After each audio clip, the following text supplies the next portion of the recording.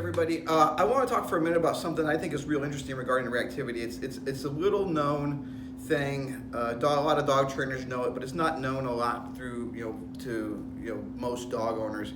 And I see people get confused by this quite a bit. So the situation is, we'll have somebody bring a dog in, super leash reactive, pulling tight on the leash, lunging, growling, snapping, snarling, and the owner is convinced their dog is just a stone cold killer waiting for his chance to get a hold of another dog.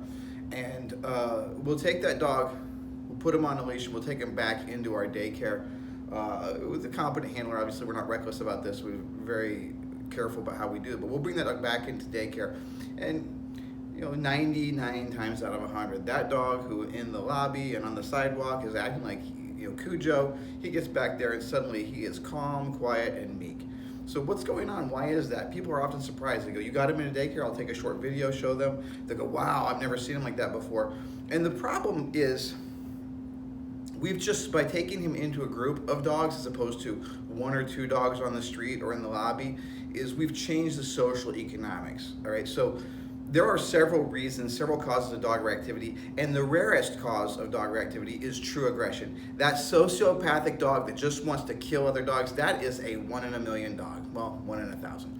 It is not real common. That dog is not as common as people think it is. Most reactivity is actually an inappropriate response to fear or uncertainty. I don't know how to handle you. I don't know how to behave around you. You make me uncomfortable, so I am going to yell, scream, and make myself as scary as I can so you leave me the hell alone. And it works, because if you're walking down the street with your dog and there's another dog coming towards you, your dog goes, ah, yeah, yeah, yeah. What's going to happen? One of two things is likely to happen. Either A, that other person's going to cross the street so they don't have to walk next to your psycho dog, or B, you're going to be embarrassed and you're going to move out of that dog's way. Either way, your dog wins. His space is safe. Nothing's coming in there. And so he gets reinforced for that. Every time he does that, it helps. And so he just learns, if I start acting like this psycho insane thing, everybody leaves me alone. And it works. He feels safe. He's got a strategy that works.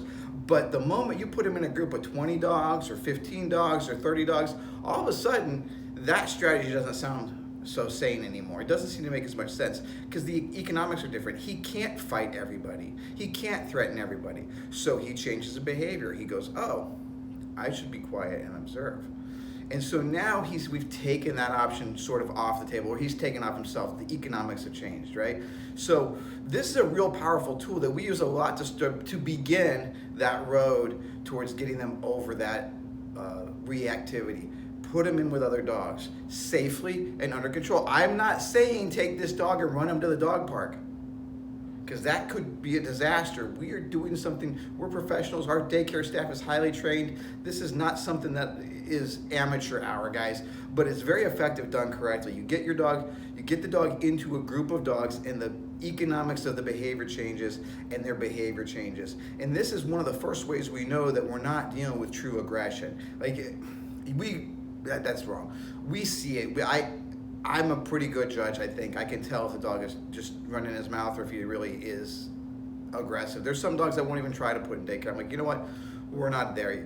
This is not going to be a good idea. We're not ready for that, or maybe we'll never be ready for that. But a lot of dogs, most of the dogs, they come in, they're running their mouths, they're acting all tough and bad, and it's a defensive behavior. It's a response to fear, and we put them in that other situation, and you know what happens?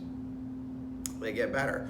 So that's one of the things that we can do if you're looking for help with reactivity. If you're not, just understand that a lot of times that's what your dog is doing. He's afraid or uncertain, and he's got this strategy that has worked.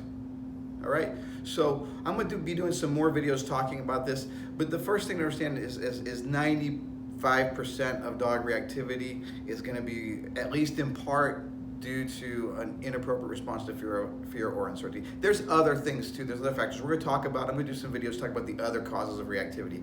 But this is the first one, fear or uncertainty.